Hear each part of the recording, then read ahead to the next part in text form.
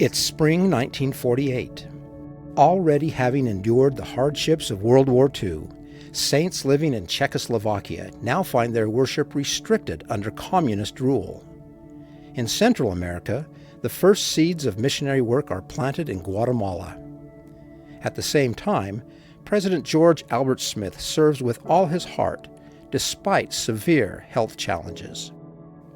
These courageous stories are next in Chapter 33, Our Father's Hand. This is Saints, Volume 3, the podcast.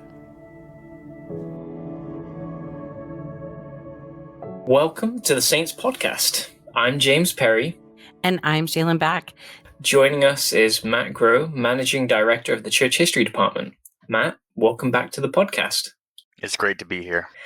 Well, Matt, we are making our way through the book now, and we're getting towards the end. Perhaps we could start today by you sharing with us one or two of the stories that have really stood out to you so far in the book.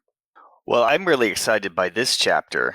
As we get nearer the end of the book, we're trying to balance a lot of stories in Europe as we head towards the dedication of the Swiss temple, while at the same time continuing to tell stories of saints throughout the world. And one of the stories that really resonated with me in this chapter was the beginning of the church in Guatemala, where you have a man by the name of John O'Donnell, who grew up in the Latter-day Saint colonies in Mexico, is now working in Guatemala, and he's married a woman who grew up Catholic, and he really hopes that she can come to accept the gospel so that they can have an eternal family. And it takes some time for this to happen. And telling the story of John and Carmen O'Donnell and the beginnings of the church in Guatemala, I think is a really significant part of this chapter. Absolutely. I'm grateful that you shared that. I'm sure we love all of the saint stories.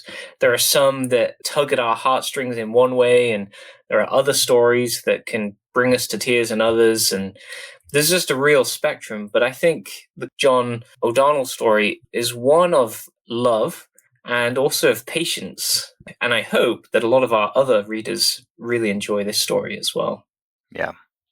For me, it also had similar feeling to Joseph Smith when he was praying and had all that opposition, as Carmen was trying to receive her answer. I just thought it was kind of a beautiful story of prayer and receiving your own testimony. But Matt, we should probably talk about the sacrifices that Latter-day Saint leaders have made to serve the church around the world. We read how Wallace Taranto was separated from his family for a year until they could join him where he was in Czechoslovakia. For some readers, it might seem strange for a family to be separated while serving in the church. Will you just give us some more background about the service the Tarantos gave to members in Czechoslovakia?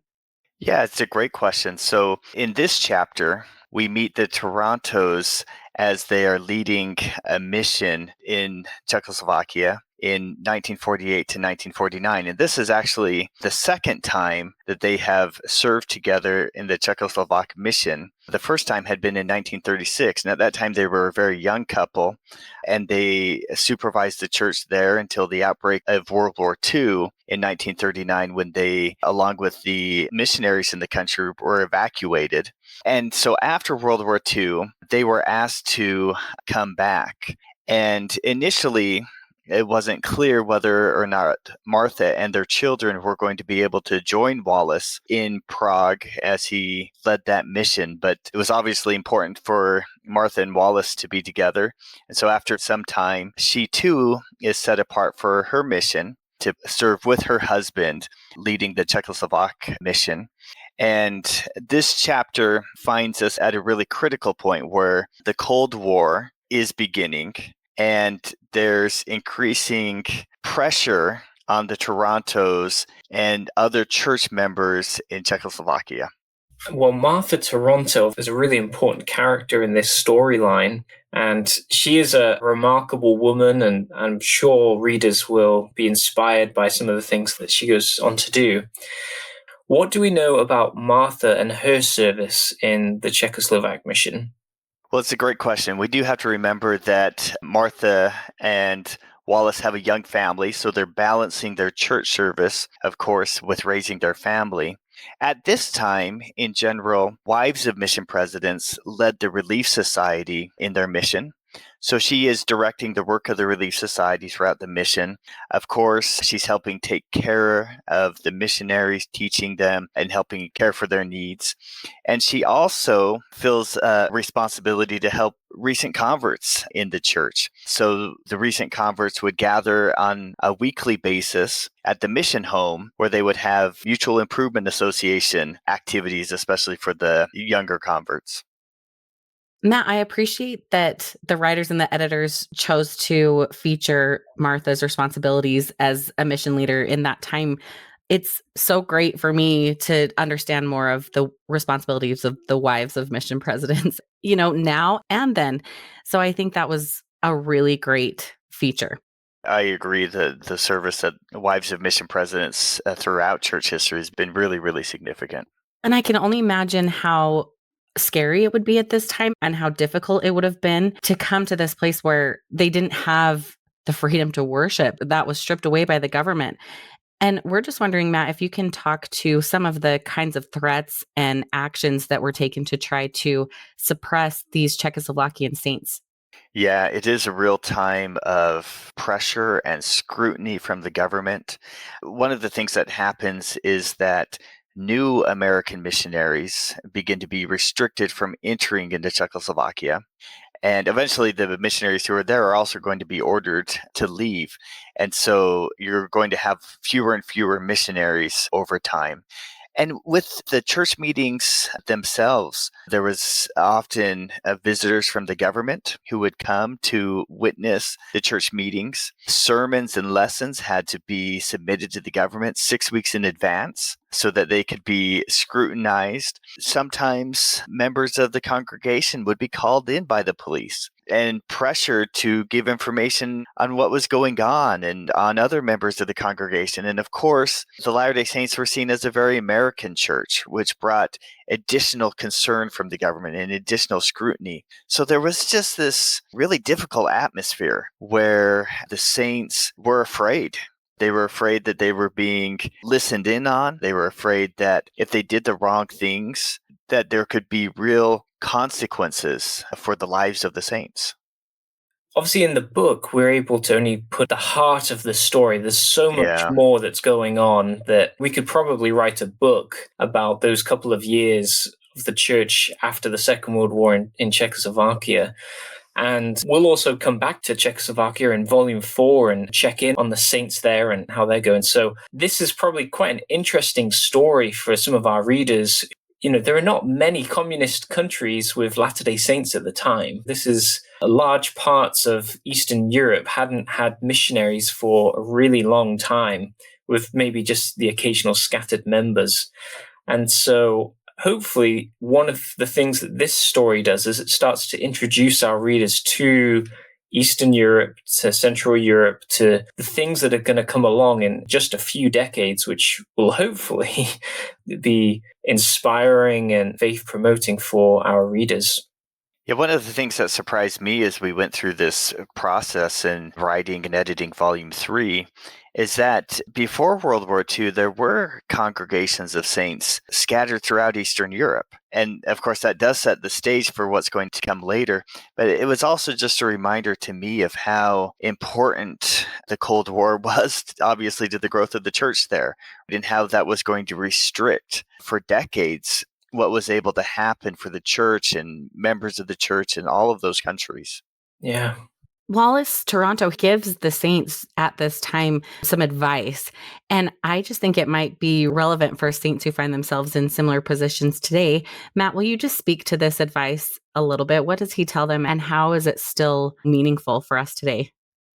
That's a great question. When some of the local Czechoslovakian saints would come to Wallace Toronto and say that they were being pressured to give information on the church or on fellow members, he told them, don't put yourself at risk. What he said was, offer just enough information to satisfy your interrogator. Try to protect other members of the church by not giving up too much information. But don't put yourself at risk. Give enough information to where the interrogator isn't going to continue to pursue you. And that is wise advice. And we have saints today who live in countries where there are these sensitivities. Yeah. There are risks involved in being a member of the church. And I think this example, which is one of many, including what's going on today, is a way of showing that the church cares about its members. They don't want them to come to harm. They don't want them to put themselves at an unnecessary risk. And I think this advice is age old, really, in how it could be of benefit for the saints. Yeah, I agree that it's really useful advice. And of course, we have this tradition and teaching that we should honor the governments where we live. And we know that throughout time and throughout the world, many saints have lived under unjust governments. And I think what Wallace is telling the members of the church here is to figure out how to survive in that system. Don't put yourself at risk. That's not what the church wants you to do, but figure out how to survive, to continue to worship if possible, and to move on with your life as best you can. Because in many cases, these governments do change over time. Right. Sometimes you have to take the long view. Yeah. Well, I think freedom and agency are two of these themes that just run throughout this chapter. We see this in Yeah. many of the different stories. We have this situation in Czechoslovakia. We look at Emmy Jeep and how she's having to make choices to improve her life and her opportunities. And then we have Carmen, who is getting that answer to her prayer and making the decision to be baptized herself. And so it's funny sometimes how in Saints, the stories, although they can be set in completely different locations and they could be about completely different sets of circumstances, they can still speak to each other. And that was one of our real hopes with Saints, was that the stories of saints in another part of the world could still resonate with saints in a totally different culture, in a totally different place. So we're not writing the Czechoslovakian story just for Czechoslovakian saints, or we're not writing the story about Guatemala just to inspire Guatemalan saints, but we're hoping that saints in the Philippines will be inspired by the story in Guatemala. And that seeing these commonalities of saints throughout the world will help bind us together, will help create that unity among the church. I think that's one of the real necessities among the church today is as the church has become so global, that we can feel a real kinship with saints, not just in our local ward and certainly not just in our nation, but a kinship with saints in completely different cultures.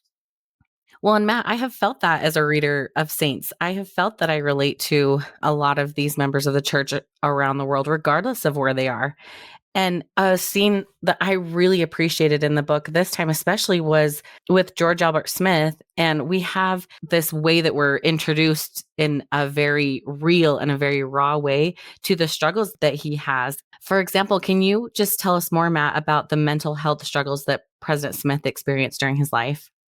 I really appreciate this scene with President George Albert Smith as well. And we've become just so much more open in our culture, not just Latter-day Saint culture, but culture more broadly, about talking about mental illness and the struggles and the challenges that that can be. And when we talked about President Smith's life, we felt that it would be really important to acknowledge what was an experience that ran throughout his life, and that is that he faced really challenging physical struggles as well as really challenging mental health issues.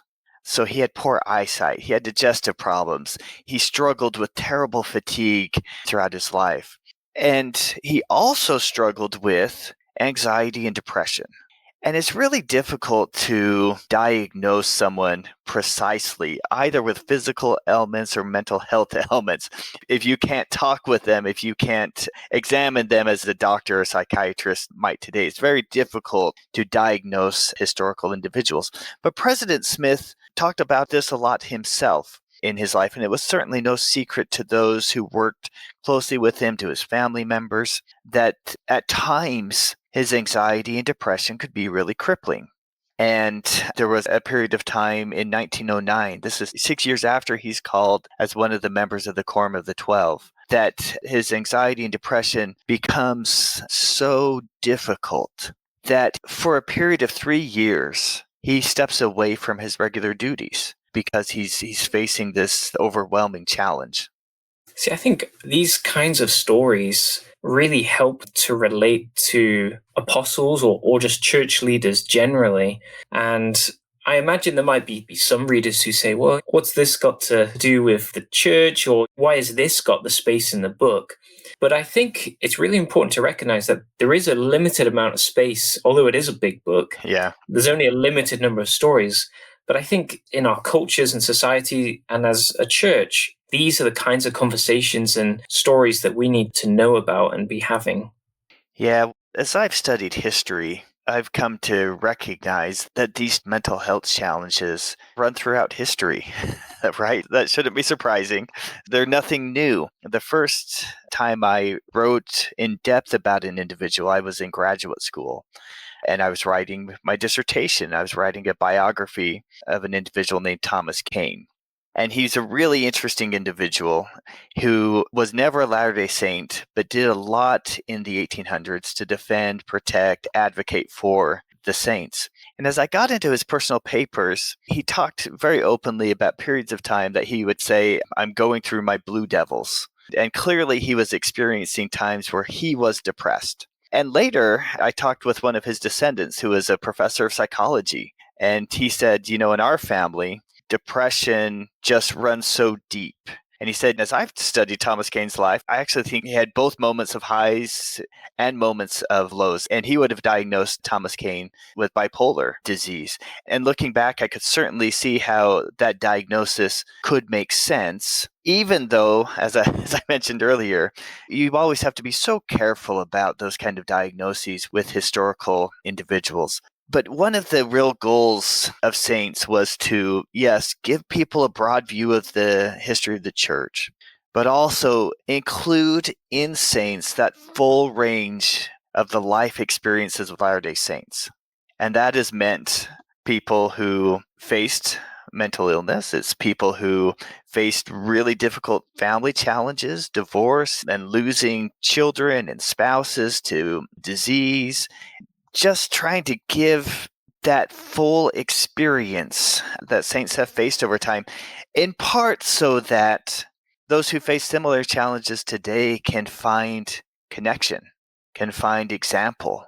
And I think it is really important in our culture to be candid that these mental health challenges of depression and anxiety and obsessive compulsive disorder, or whatever the mental health challenge is, that's been part of our history. That's been part of the life experience of many saints over time. And of course, these challenges are no respecter of persons. And George Albert Smith was an amazing individual and an amazing prophet. And he found ways throughout his life to face those challenges.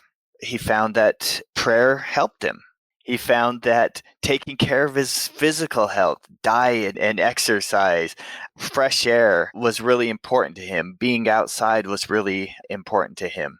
The other thing that we wanted to do by talking about President Smith's challenges was to show how that shaped him, that he had a real sense of love and concern for those who struggled, for those who suffered, for those who faced injustice in their lives. And my sense is that probably grew out of his own experiences. And so he was interested in arranging for the first printing of the Book of Mormon in Braille, the first church branch for the deaf.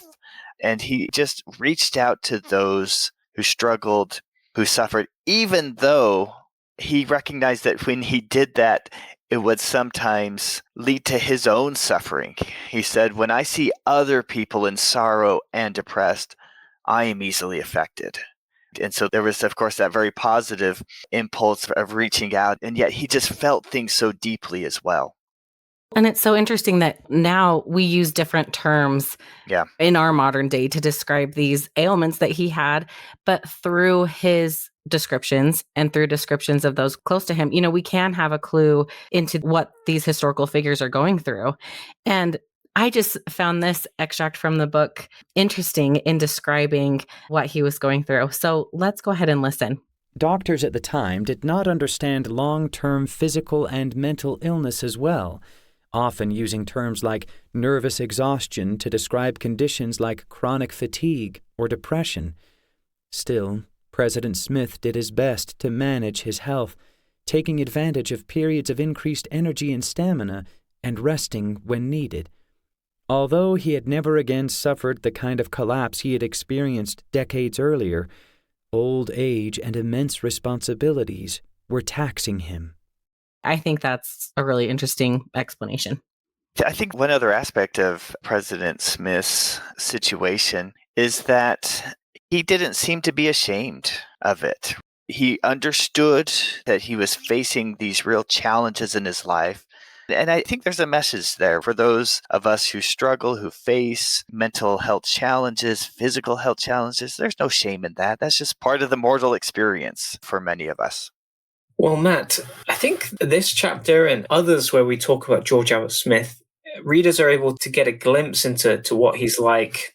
Could you tell us a little bit more about his personality and what he was as an individual? It's a great question. He does seem to have just had a very kind heart, a heart that was very aware of other people, of their situations, their sufferings, and he just had that reputation of just being such a kind soul. And I think there's other examples of this. We know that when Elder Benson is sent to Europe around this time, just a couple of years earlier, that was President Smith wanting to help the saints. And we also have the reversal of Helmut Hübner's excommunication. Yeah, that's a great point. And of course, that's covered earlier in Saints, Volume 3, the Helmut Hübner story.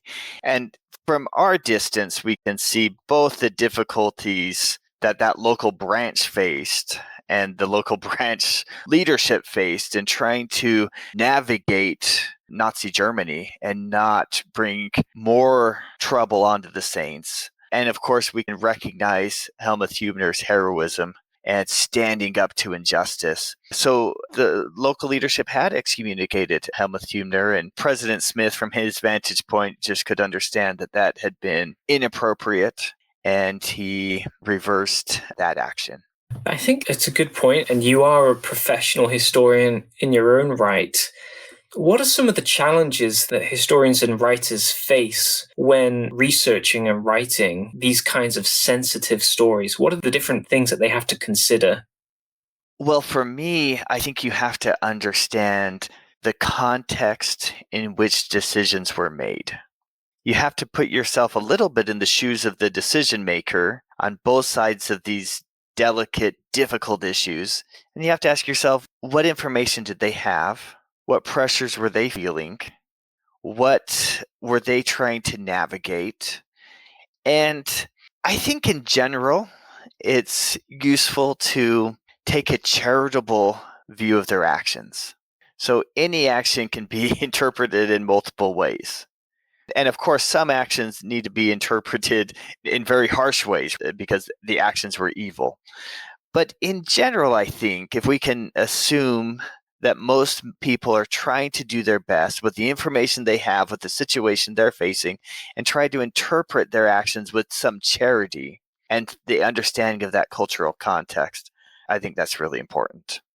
Another aspect that I would mention about being a historian and writing about these historical figures is, for me, I'm always reminded at how many gaps that we actually have in our information and our understanding. We can never talk to these individuals. We can't ask them follow-up questions. We can't get a sense of their personality in the give and take of a conversation. And for me, that means a historian has to be humble. A historian has to recognize that judgments are really difficult because our information is limited. Our understanding of the cultural context might be limited. There's other gaps in our knowledge. So we have to have a sense of humility. And sometimes I think that in the future, I hope that individuals looking back in 50 or 60 or 80 years would have a sense of charity in interpreting my actions or the actions of other people in our world today. I would also have a sense of humility in saying there's probably things I don't understand. There's information I don't have. I'm going to be not perhaps as judgmental as my initial impulse might be. Brilliant. Thank you so much. James and Matt, you've mentioned that even though Saints is a big book, there just isn't room to have all of these stories. So we'd love to remind our listeners that if they want to learn more about these particular people and particular places and topics, we do have church history topics that will give them a little bit more context, a little bit more information. For example, Wallace and Martha Taranto and their experience in Czechoslovakia. We have more on George Albert Smith and his mental health. You can also read more about the beginnings of the church in Guatemala and these other important people that we read about in Saints. Well, Matt, thank you so much for coming on the podcast today and for sharing some really insightful comments about this chapter. Thank you. It's been a real pleasure. Thank you for listening to this week's episode. We hope you enjoyed it. We hope you took away some new insights into this volume. And we would love to hear your thoughts, opinions, questions, and insights from this chapter of Saints. And you can email saintspodcast@churchofjesuschrist.org. It would be great to hear from you.